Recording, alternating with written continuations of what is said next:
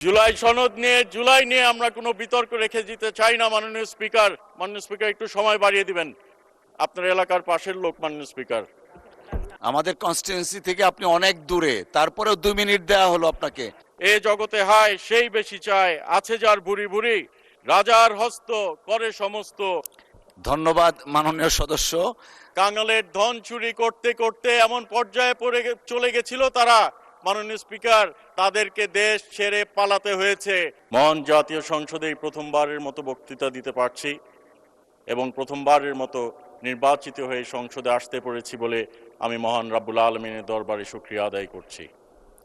মাননীয় স্পিকার, আমি শ্রদ্ধাভরে স্মরণ করি মহান স্বাধীনতার ঘোষক শহীদ রাষ্ট্রপতি জিয়াউর রহমানকে, যার জন্য, যার পরিচয় দিয়ে, যার গঠন করা দলকে দিয়ে আমরা আজকে রাজনৈতিকভাবে, সামাজিকভাবে প্রতিষ্ঠিত হতে পেরেছি।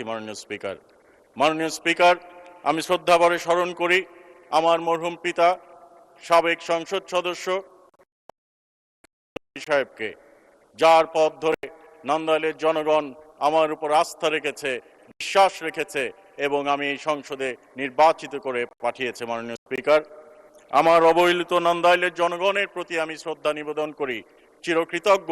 তারা বারবার আমার পরিবারের প্রতি আস্থা রেখে এই মহান জাতীয় সংসদের প্রতিনিধিত্ব করার জন্য আমাকে এবং আমার পূর্বপুরুষদের এই মহান জাতীয় সংসদে পাঠিয়েছিল, সংসদ সদস্য নির্বাচিত করে। মাননীয় স্পিকার, নান্দাইলের একজন কৃষকের স্বপ্ন, একজন যুবকের স্বপ্ন, একজন শ্রমিকের স্বপ্নই আমার স্বপ্ন। মাননীয় স্পিকার, তাদের স্বপ্ন বাস্তবায়ন করার জন্য আমি ওয়াদাবদ্ধ, তাদের এলাকার উন্নয়নের জন্য আমি ওয়াদাবদ্ধ, প্রতিশ্রুতিবদ্ধ। মাননীয় স্পিকার, আমি তাদের নেতা নই, আমি তাদেরকে আশ্বস্ত করেছি আমি তাদের সেবক হয়ে, তাদের কর্মী হয়ে নান্দাইলের উন্নয়ন করতে চাই, তাদের পাশে থাকতে চাই। মাননীয় স্পিকার, আপনার মাধ্যমে সংশ্লিষ্ট মন্ত্রী মহোদয়কে জানাতে চাই, আমার এলাকায় প্রায় 1250 কিলোমিটার কাঁচা রাস্তা রয়েছে।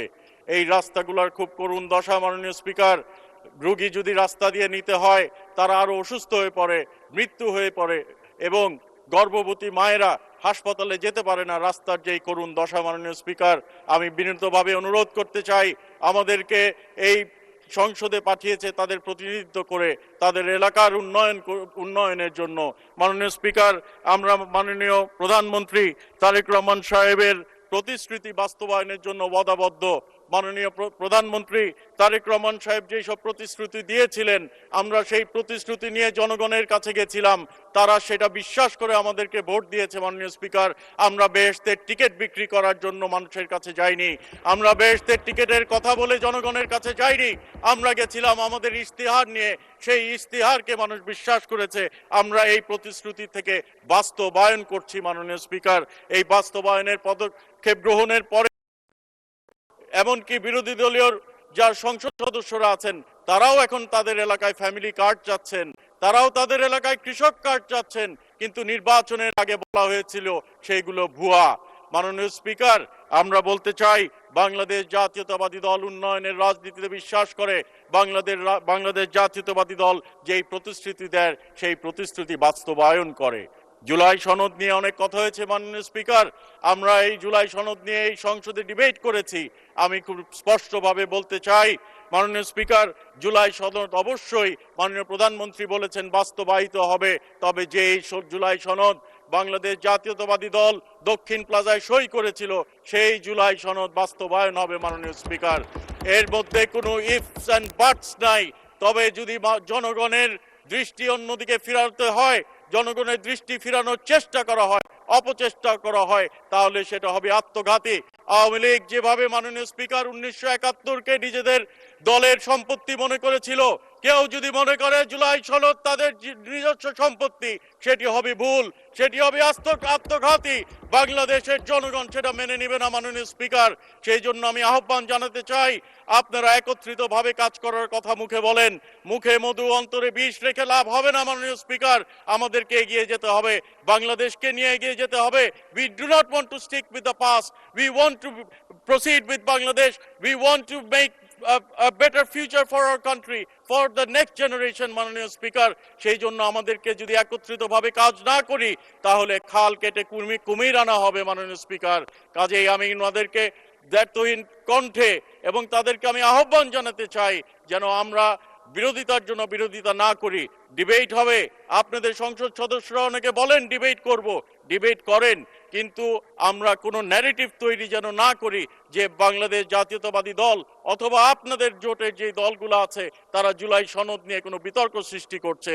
আজকে আমাদের মাননীয় সংসদ সদস্য মাননীয় প্রতিমন্ত্রী একটি উক্তি করেছেন যে আমাদের জুলাইয়ের সময় যে নিহত হয়েছিলেন, শহীদ হয়েছিলেন, সেই সংখ্যা নিয়ে মাননীয় স্পিকার ৭১-এর ৩০ লক্ষ, ৩ লক্ষ নিয়ে এখনো বিতর্ক চলছে। আমরা জুলাইকে নিয়ে বিতর্ক করতে চাই না। ৫০ বছর ১০০ বছর পরে এই জুলাইয়ের শহীদদেরকে নিয়ে আমরা কোনো বিতর্ক রেখে যেতে চাই না মাননীয় স্পিকার। যেটা আমাদের বাস্তব সেটাই যেন আমরা, মাননীয় স্পিকার একটু সময় বাড়িয়ে দিবেন, আপনার এলাকার পাশের লোক মাননীয় স্পিকার। জুলাই সনদ নিয়ে, জুলাই নিয়ে আমরা কোনো বিতর্ক রেখে দিতে চাই না মাননীয় স্পিকার।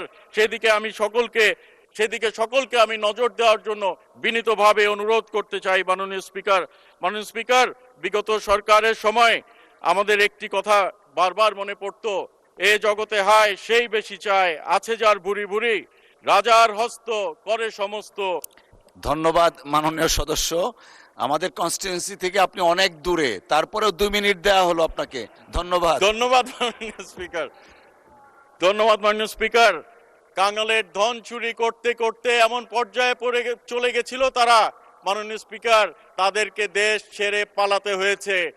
গোটা সংসদ, তথাকথিত ক্যাবিনেট এবং কি প্রশাসনের কিছু লোকদেরকে নিয়ে মাননীয় স্পিকার, আঞ্চলিক ভাষায় বলতে হয় তারা ভাগছে, দেশ থেকে পালায় গেছে মাননীয় স্পিকার। এমন পরিণতি যেন আমাদের না হয় সেই দিকে আপনাদেরকেও এই দিকে খেয়াল রাখতে হবে। আপনারা তালি দিচ্ছেন, কথাটা শেষ করতে দেন। আপনাদেরও পরিণতি যেন এরকম না হয় সেদিকে খেয়াল রাখতে হবে। খাল কেটে কুমির আনবেন না, এমন কাজ করবেন না যেন বাংলাদেশের জনগণ আবার সেই ফ্যাসিস্টরা মাথায় চাড়া দিয়ে উঠতে পারে। কাজেই আপনাদেরকে সেদিকে খেয়াল রাখতে হবে এবং আমাদেরকে, মাননীয় speaker, Bangladesh should be a super power. আমাদের মাননীয় প্রধানমন্ত্রী সেই দিকে পরিশ্রম করছেন। আমরা দেখেছি অতীতে ভিভিআইপি মুভমেন্টের সময় রাস্তা ঘন্টা বন্ধ করে রাখা হতো, রুগী অ্যাম্বুলেন্স দিয়ে যেতে পারতো না, শিশুরা স্কুলে দেরি হয়ে যেত, বাচ্চারা, ব্যবসায়ীরা ব্যবসা করতে রাস্তায় ঘন্টার পর ঘন্টা অপেক্ষা করতে হতো। মাননীয় স্পিকার, আমাদের মাননীয় প্রধানমন্ত্রী তারেক রহমান সেই প্রথা ভেঙে দিয়েছেন। নিজে এখন সিগন্যালে দাঁড়ান, এই প্রথাগুলা যে গঠন হয়েছে, এই প্রথাগুলা যে তিনি করছেন সেগুলা যেন অব্যাহত রাখে, সেই জন্য আমাদেরকেও তাকে সহযোগিতা করতে হবে। মাননীয় প্রধানমন্ত্রী একা চেষ্টা করলে হবে না, সামগ্রিকভাবে we need to work as a team to build Bangladesh. We need to work as a team for the betterment of our country and for the betterment of democracy, Mr. Speaker. আমি আর বক্তব্য বিলম্ব করতে চাই না। So I appeal to the honorable members of the opposition in parliament. Let us be united. Let us build the country. Let us work for the betterment of the country.